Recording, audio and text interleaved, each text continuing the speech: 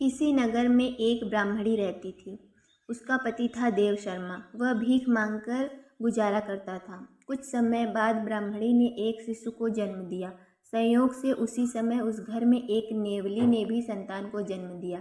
नेवले को जन्म देकर वह नेवली गुजर गई। तब ममता के वशीभूत होकर वह ब्राह्मणी उस नेवले को बेटे के समान ही पालने लगी।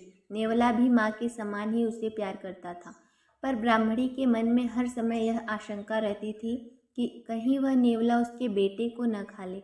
वह उस पर बिल्कुल यकीन नहीं करती थी, इसलिए कहीं जाती तो पति से यह कहकर जाती थी, जब तक मैं न लौटूं तुम कहीं जाना मत, यहीं शिशु के पास ही बैठना। एक बार की बात, ब्राह्मण देव शर्मा भिक्षा मांगने के लिए जाने लगा। तभी ब्राह्मणी को याद आया कि घर में पानी नहीं है। उसने कहा, तुम थोड़ी देर रुको, मैं जल भर कर लाती हूँ।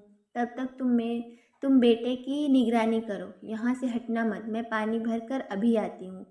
ब्राह्मणी पानी भरने के लिए गई तो नदी तट पर कुछ परिचित स्त्रियां भी मिल गईं। बातें चल निकली। घर गृहस्थी की बातों में समय का कुछ पता ही नहीं चला। अचानक ब्राह्मणी को याद आया कि उसे जल्दी पानी भरकर ले जाना था। वह तेज कदमों से घर की ओर चल पड़ी। ब्राह्मण ने देखा कि ब्राह्मणी को गए बहुत देर हो गई और अभी तक वह लौटी नहीं है, तो वह दरवाज़ा बंद करके भीख मांगने चला गया। थोड़ी देर में ही एक विशाल सांप वहां आया। वह दरवाजे को धक्का देकर अंदर आया और धीरे धीरे आगे बढ़ने लगा। वह ब्राह्मणी के उस सोए हुए शिशु को खाना चाहता था। तभी नेवले ने उसे देखा।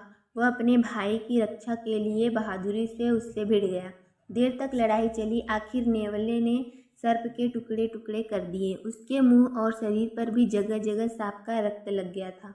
कुछ देर बाद ब्राह्मणी पानी भरकर लौटी। दरवाजे को बाहर से बंद देखकर वह मन ही मन बड़बड़ाई, लगता है वे दरवाज़ा बंद करके चले गए हैं। मैंने कितना कहा था कि हमारा बेटा सो रहा है, यहाँ से हटना मत। परी, ये मेरी बात को तो मानते ही नहीं। कहीं इस नेवले ने कुछ गड़बड़ कर दी तो बड़ी मुसीबत हो जाएगी। आखिर ब्राह्मणी यही सब सोचती हुई दरवाज़ा खोलकर भीतर आ गई।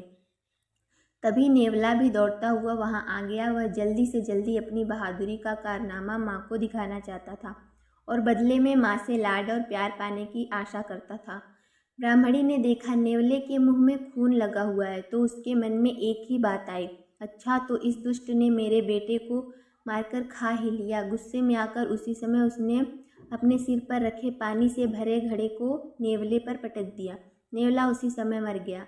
नेवले को यूं अकारण मरने का दुख तो था ही, पर मरने से ज़्यादा उसे इस बात का दुख था कि आखिर माँ ने उसके अच्छे काम पर उसे यह सज़ा क्यों दी। उधर ब्राह्मणी ने अंदर आकर अपने सोते हुए शिशु के पास जब टुकड़े टुकड़े सांप को देखा तो उसे सारी बात समझ में आ गई। अब तो उसके दुख और पछतावे का कोई अंत नहीं था। जिसे उसने बेटा समझा और बेटे की तरह ही ममता से पाला था, उस प्यारे नेवले को उसने बेकार ही मार डाला। नेवले ने तो पूरी बहादुरी से सांप से भिड़कर ब्राह्मणी के बेटे के प्राण बचाए थे, पर बदले में ब्राह्मणी ने कृतज्ञता जताने की बजाय उल्टे उसकी जान ले ली। ब्राह्मणी अब उस नेवले की याद में आंसू बहाने लगी। ब्राह्मण जब वापस आया तो उसे भी सारी घटना पता चली। सुनकर उसका हृदय भी दुख से भर गया। शोक से भरकर उसने कहा, जो बिना सोचे काम करते हैं उनका यही हाल होता है।